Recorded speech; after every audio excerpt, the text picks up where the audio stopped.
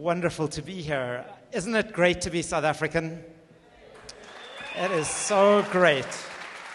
It is so great. I want to talk about the infinite greatness of being human, the value of every human being, the value of every person in this country, and the power of giving people access and how that can change lives. I also want to talk about the incredible, amazing youth in this country. I've been blessed to work with more than 7,000 of these youth. They are brave, they're passionate, they're courageous.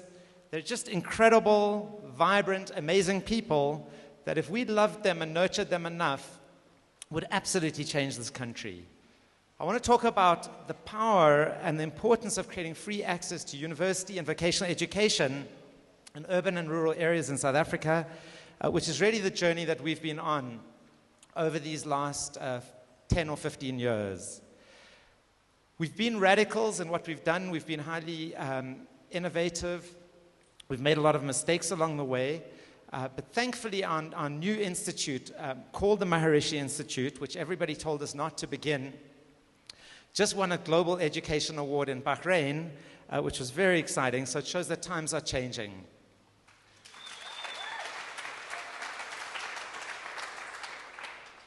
To date, over the last 10 years, we've educated 5,000, in fact, over 5,000 young people that would never have had access to university education.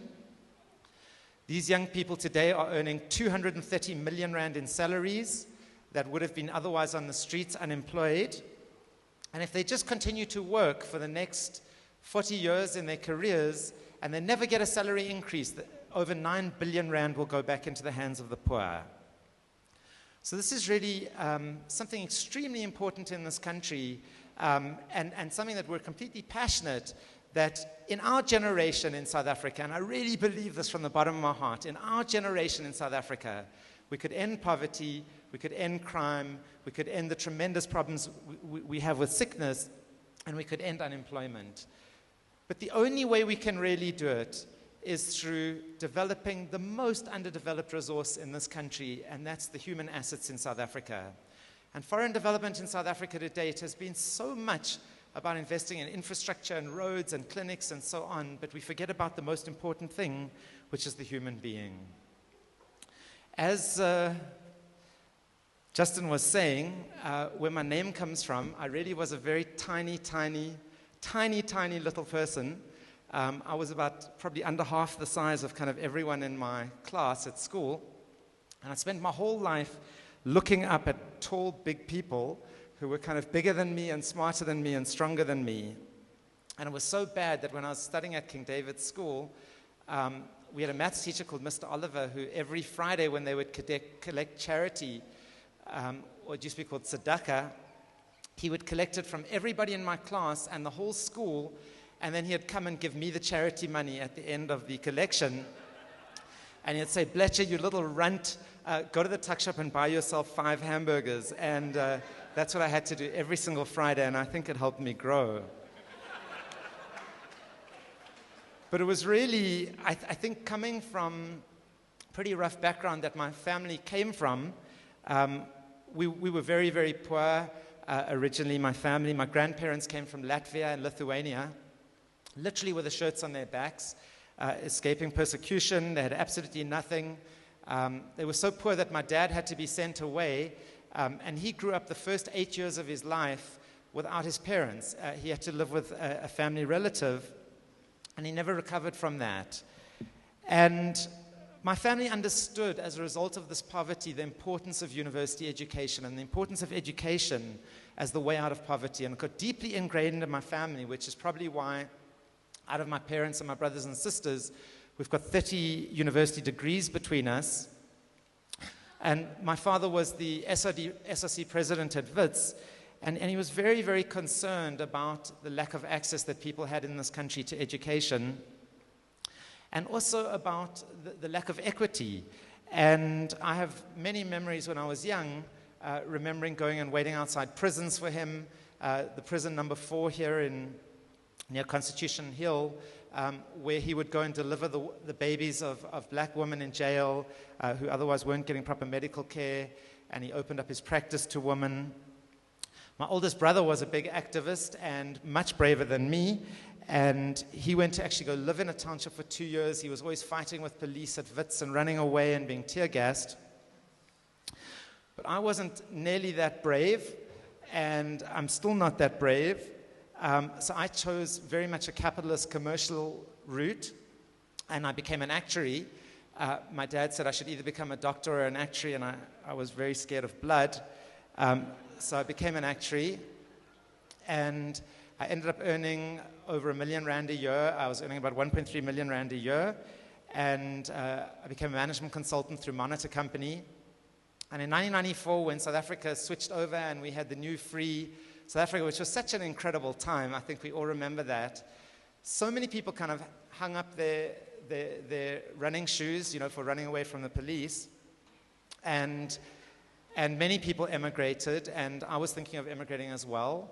And I actually went off to the States. I organized a job. I organized a backup job.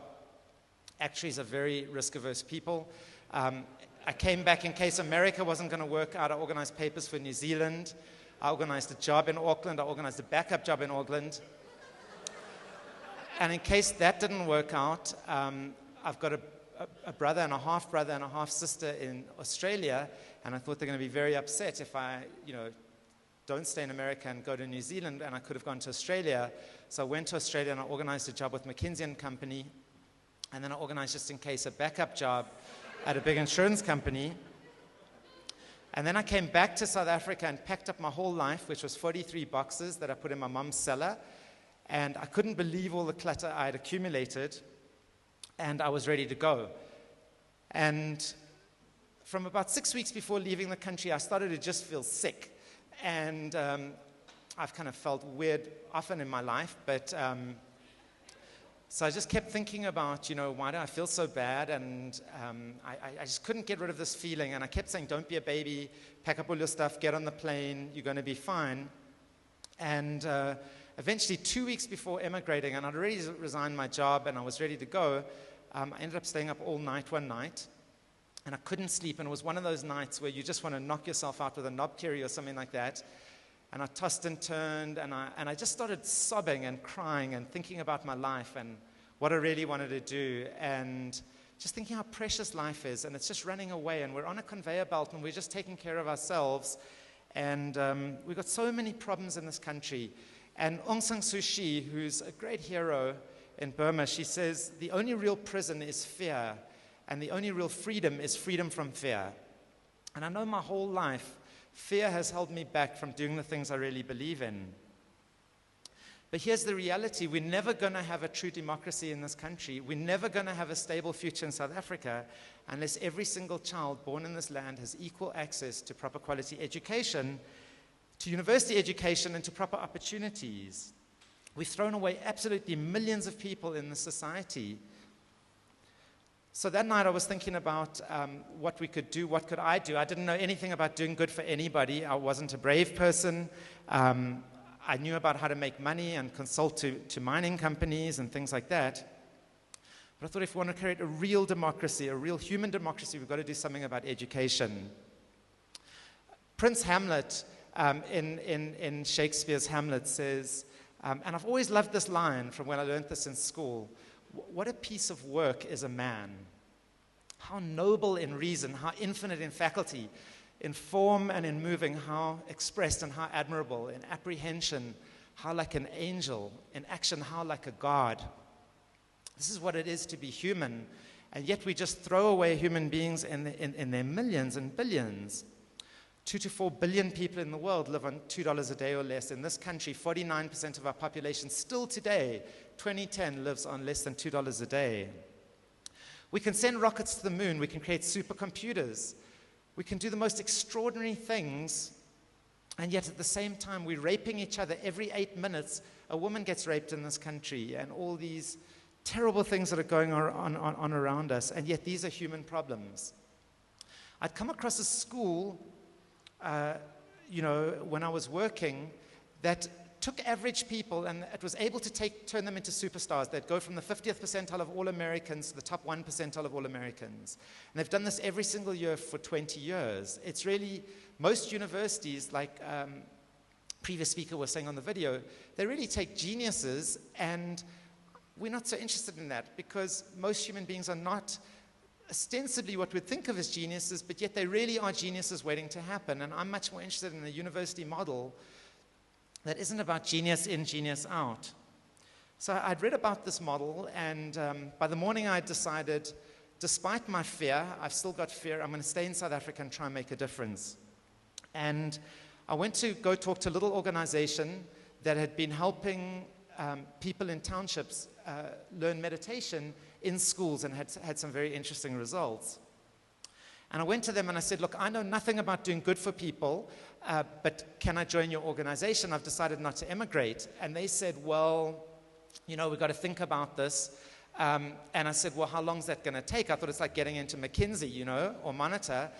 They said, well, can you stand on the other side of the room? And so I did, and then about 45 seconds later, they called me back and they said, would I like to be the CEO of CEDA?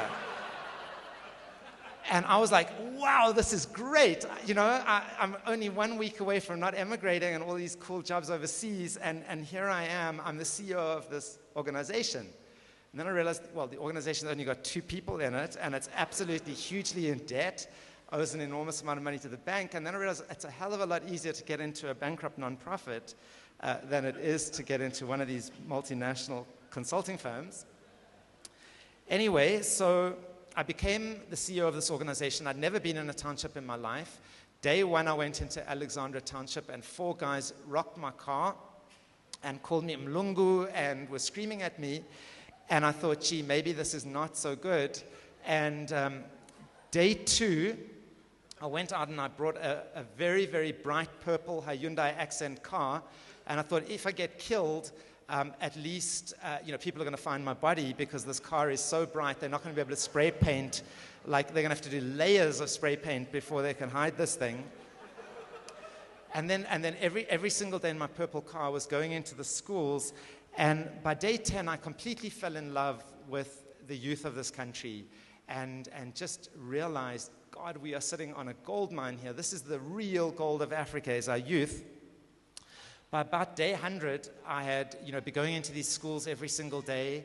We were having amazing results. I sat at break time one day with 10 girls, had got very close to these students, and it turned out 9 of them had been raped. Teacher came in after break and started to teach that Christopher Columbus sailed to America and the year he sailed in and the names of his ships. And I looked around at the faces of these girls, and they were absolutely broken. There was just no relationship between the education they learn and what they're feeling. They're so alone.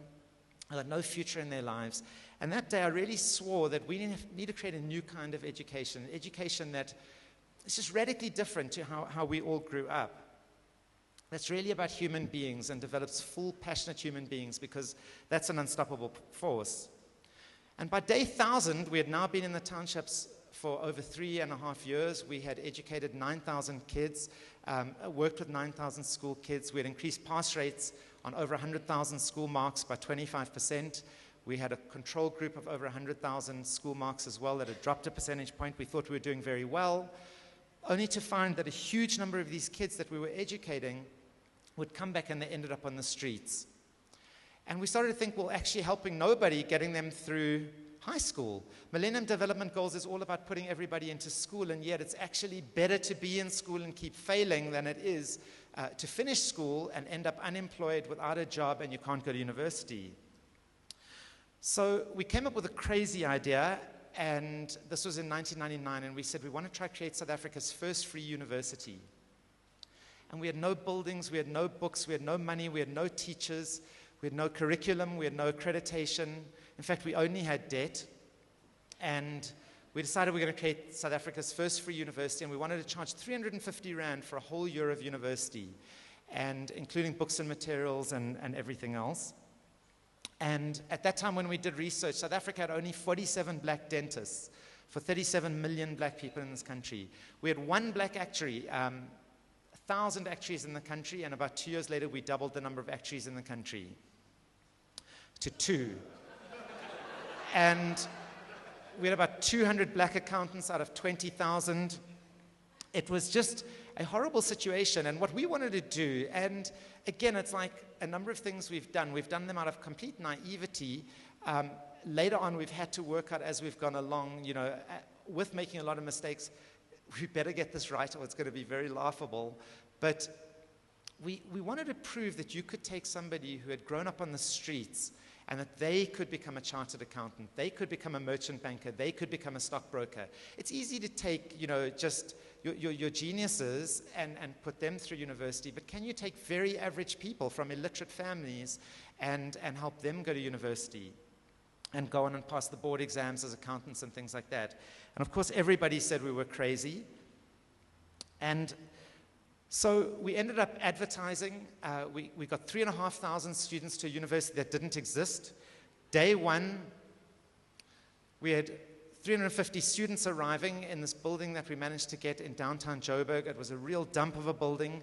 We had nothing. We had no computers, no library, absolutely nothing. Just 400 plastic chairs. And we welcomed the students and we said, welcome to South Africa's first free university. And we were very proud, and we said, we want you to meet the founders of the university. And the 5 of us stood forward, and we were shaking their hands. And then we said, we'd like you to meet the faculty who are going to teach you every day. And we all stepped back 1 step, and then we all stepped forward again. And then we said, we'd like them to meet the administrative staff. And we stepped back, and then the same 5 people stepped forward, and we said, this is where they've got to go register. And then we said, we want them to meet the cleaners.